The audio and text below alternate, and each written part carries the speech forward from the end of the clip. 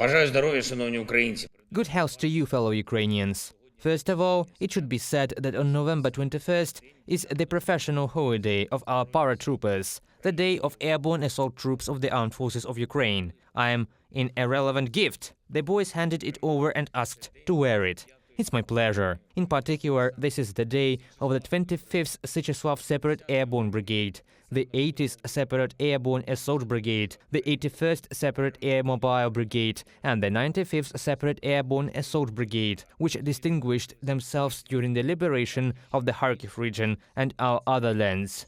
This is the day of the 46th Separate Air Mobile Brigade, which took part in the liberation of Kherson and the occupied territories of the left bank of Ukraine. The day of the 79th Separate Airborne Assault Brigade, which extremely bravely defends our state in the Luhansk region and the Donetsk region. This is the day of the units of the 132nd Separate Reconnaissance Battalion, which took part in the liberation of the Zhytomyr region and Kyiv region together with other units of the airborne assault troops.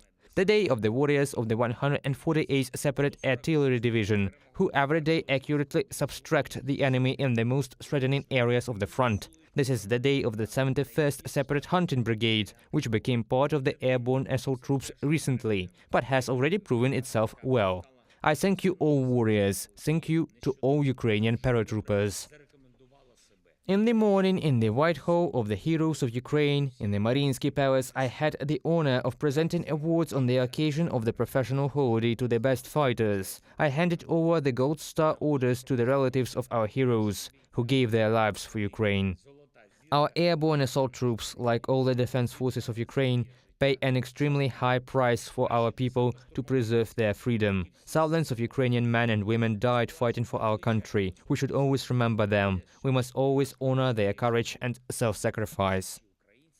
I spoke on November 21st about Ukraine's contribution to the protection of freedom and European values in an address to the NATO Parliamentary Assembly. I called on the countries of the alliance to take specific actions to implement the Ukrainian peace formula, which can reliably guarantee peace and justice for Ukraine and the entire Euro-Atlantic community. I also called on all parliaments of NATO member states to finally adopt a decision on designating Russia as a terrorist state. I believe that gradually we will reach this result. This is how Russia will be perceived in the world, exactly what it has become, a terrorist state. And I thank all the members of the NATO Parliamentary Assembly who on November 21st adopted the relevant resolution to confirm this and our other positions. On November 21st, I spoke with French President Emmanuel Macron about the implementation of several points of our peace formula at once, namely about radiation safety and the situation at the Zaporizhzhia nuclear power plant, as well as about the energy security of Ukraine and Europe. We are working to ensure the implementation of the IAEA order to stop any hostile activity against Ukrainian nuclear facilities. And for this, the demilitarization of the Zaporizhzhia nuclear power plant is extremely important. Russia must withdraw all its militants from there and stop shelling the station.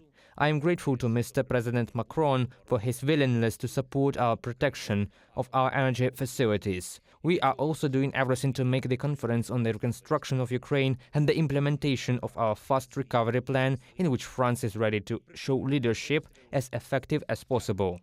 On November 21st, our energy workers had to apply not only stabilizing shutdowns but also unscheduled ones.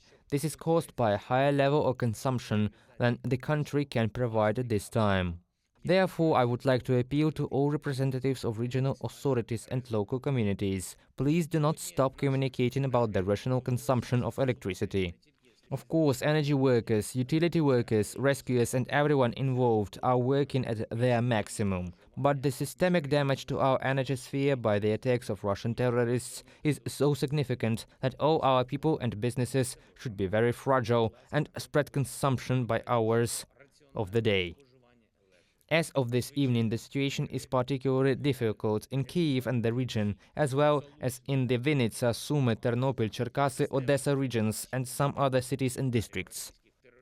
Please try to limit your personal use of electricity in areas where there is the most difficulty on a daily basis and especially during peak consumption hours. Of course, there should be a very fragile approach in public places as well. And one more thing. On November 21st is the 9th anniversary of the beginning of Maidan, the revolution of dignity. 9th. But the freedom and dignity of the Ukrainian people is more than 1,000 years old. It is worth remembering this.